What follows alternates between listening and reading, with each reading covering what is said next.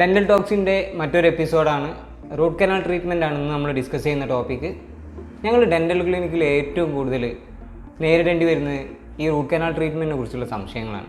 പലപ്പോഴും രോഗികൾ വന്നിട്ട് നമ്മളടുത്ത് ചോദിക്കും, ഡോക്ടറെ നിങ്ങൾ റൂട്ട് കനാൽ ചെയ്യുമ്പോൾ പല്ലിൻ്റെ വേര് മുറിക്കോ, ഞരമ്പ് കട്ടികളാണ് ഈ റൂട്ട് കനാൽ ട്രീറ്റ്മെൻറ്റ്?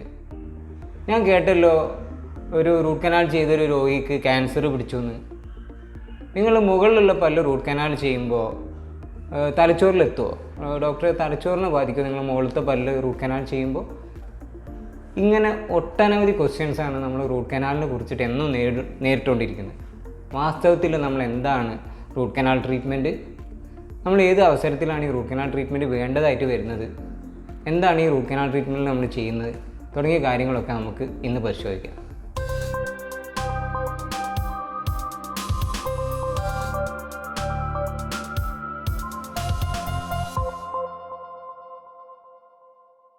റൂട്ട് കനാലിനെ കുറിച്ച് ഏറ്റവും സിമ്പിളായിട്ട് പറയുകയാണെങ്കിൽ, ഒരു കേടുള്ള പല്ല് നമുക്ക് വല്ലാണ്ട് വേദനിച്ചു പോയി, അല്ലെങ്കിൽ നമുക്ക് സഹിക്കാൻ പറ്റാത്ത വേദന വന്നു ഒരു കേടായ പല്ലിൽ നിന്ന്. നമ്മൾ ഉടൻ തന്നെ ഡോക്ടറെ അടുത്ത് പോയിട്ട് പറയും, ഡോക്ടറെ ഈ പല്ല് എനിക്കൊന്ന് അടച്ചു തരണം, പിന്നെ വേദന മാറ്റിയിട്ട് നിങ്ങളൊന്ന് അടച്ചു തരണം, പറിച്ചു കളയാൻ എനിക്ക് താല്പര്യമില്ല. ഈ ഒരു കാര്യം ഉണ്ടല്ലോ, ഇത് തന്നെയാണ് നമ്മൾ റൂട്ട് കനാൽ ട്രീറ്റ്മെൻറ്റിൽ ചെയ്യുന്നത്.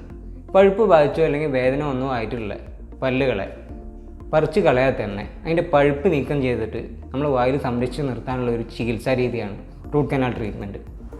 എപ്പോഴൊക്കെയാണ് നമ്മളെ പല്ലിന് പഴുപ്പ് വരുന്നത് അല്ലെങ്കിൽ പഴുപ്പ് ബാധിക്കുന്നത്? നമ്മളെ പല്ലുകളിലുള്ള ക്യാവിറ്റി നമ്മൾ സമയത്ത് കൊണ്ടുപോയി അടച്ചു കൊടുത്തിട്ടില്ല എങ്കിൽ ഈ പോട് വലുതായി പല്ലിൻ്റെ ഉള്ളിലുള്ള മജ്ജയെ ബാധിക്കും. അങ്ങനെ വരുമ്പോൾ നമുക്ക് അസഹ്യമായിട്ടുള്ള സഹിക്കാൻ പറ്റാത്ത വേദന വരാം. മറ്റൊരു സിറ്റുവേഷൻ എങ്ങനെയാണെന്ന് വെച്ചാൽ, മോണയിലുള്ള പഴുപ്പ് ഉണ്ടാവും. പല്ലുകൾക്ക് പ്രത്യേകിച്ച് കേടൊന്നും ഉണ്ടാവില്ല, പല കാരണങ്ങൾ കൊണ്ട് മോണയിൽ പഴുപ്പ് വരാം. അങ്ങനെയുള്ള പഴുപ്പ് വന്ന മോണ നമ്മൾ ട്രീറ്റ്മെൻറ്റ് കൊടുത്തിട്ടില്ല എങ്കിൽ, ചികിത്സിച്ചിട്ടില്ല എങ്കിൽ ഈ പഴുപ്പ് വേരിൻ്റെ അറ്റം വഴി പല്ലിൻ്റെ ഉള്ളിലേക്ക് ബാധിക്കാം. അങ്ങനെ വരുമ്പോഴും നമുക്ക് റൂട്ട് കനാൽ ചെയ്യേണ്ടതായിട്ട് വരും. വേറൊരു സിറ്റുവേഷൻ, നമുക്ക് ഇടി പറ്റിയോ അല്ലെങ്കിൽ വീഴ്ചകളിലോ നമ്മളെ പല്ലുകൾ പൊട്ടിപ്പോയി കഴിഞ്ഞാൽ, പകുതിയിൽ കൂടുതൽ പൊട്ടിപ്പോയി കഴിഞ്ഞാൽ പല്ലിൻ്റെ ഉള്ളിലേക്ക് പഴുപ്പ് ബാധിക്കാം. അങ്ങനെ വരുമ്പോഴും നമുക്ക് റൂട്ട് കനാൽ ട്രീറ്റ്മെൻറ്റ് അനിവാര്യമായിട്ട് വരും. അത് പറഞ്ഞപ്പോഴാണ്, നമ്മൾ വീഴ്ചകളിലോ അപകടങ്ങളിലോ നമ്മളെ പല്ലുകൾ ഇളകി പോന്നു കഴിഞ്ഞാൽ നമ്മൾ എങ്ങനെ കെയർ ചെയ്യണം എന്നുള്ളത് പലർക്കും അറിയില്ല.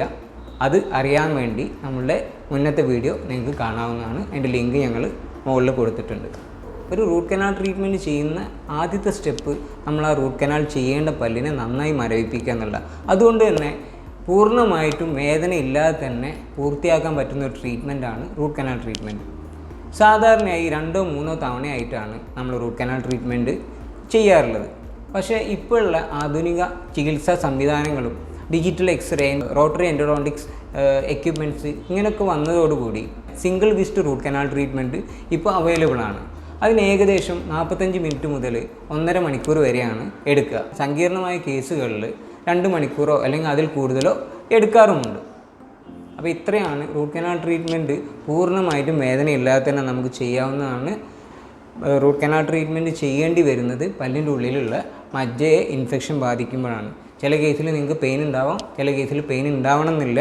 പക്ഷേ പല്ലുകൾ ഇൻഫെക്റ്റഡ് ആണെങ്കിൽ തീർച്ചയായിട്ടും റൂട്ട് കനാൽ ട്രീറ്റ്മെൻറ്റ് ചെയ്ത് വേണം നമ്മൾ ആ പല്ലിനെ സംരക്ഷിക്കാൻ. റൂട്ട് കനാൽ ട്രീറ്റ്മെൻറ്റിൽ എന്തൊക്കെ ചെയ്യുന്നതെന്നുള്ളത് നമുക്കൊന്ന് നോക്കാം. ആദ്യമായിട്ട് പല്ല് മരവിപ്പിക്കും. മരവിപ്പിച്ചതിന് ശേഷം പല്ലിലെ കേടായ ഭാഗങ്ങൾ കംപ്ലീറ്റ് ആയിട്ട് ട്രിം ചെയ്ത് കളയും. അങ്ങനെ ട്രിം ചെയ്ത് കളയുന്നതിൻ്റെ കൂടെ തന്നെ വേരിനുള്ളിലേക്ക് ഒരു ദ്വാരം കൂടെ ഇട്ട് കൊടുക്കും. ആ ദ്വാരം വഴി വേരിനുള്ളിലുള്ള പല്ലിൻ്റെ ഉള്ളിലുള്ളതുമായിട്ടുള്ള കംപ്ലീറ്റ് പഴുപ്പിനെ നമ്മൾ ക്ലീനാക്കും. അത് ക്ലീനാക്കാൻ പല ഇൻസ്ട്രുമെൻറ്റ്സും പിന്നെ സൊല്യൂഷൻസ് എല്ലാം ഉണ്ട്.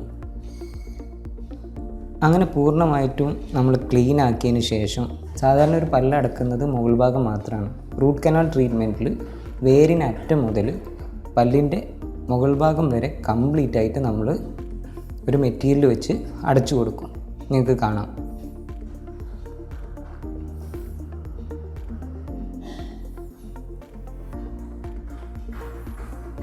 ഇപ്പോൾ വേരിൻ്റെ ഉള്ളിലാണ് നമ്മളിപ്പോൾ ആദ്യമായിട്ട് അടക്കുക. അപ്പോൾ വേരിനറ്റം തൊട്ട് മുകൾ ഭാഗം വരെ ഒരു മെറ്റീരിയൽ വെച്ച് അടച്ചതിന് ശേഷം നമുക്ക് നഷ്ടപ്പെട്ട പല്ലിൻ്റെ ഭാഗം കൂടെ ഫില്ല് ചെയ്യും. അതാണ് നമ്മൾ അവസാനമായിട്ട് ചെയ്യുന്നത്. ഇങ്ങനെ ഫില്ലിങ് കഴിഞ്ഞു കഴിഞ്ഞാൽ ഈ പല്ലുകൾ സ്ട്രോങ് ആയിട്ട് വായിൽ തന്നെ നിൽക്കാൻ വേണ്ടി നമ്മൾ കടിക്കുന്ന ഫോഴ്സിനെയൊക്കെ താങ്ങാൻ വേണ്ടി ഒരു ടോപ്പ് കൂടെ ഇട്ട് കൊടുക്കണം.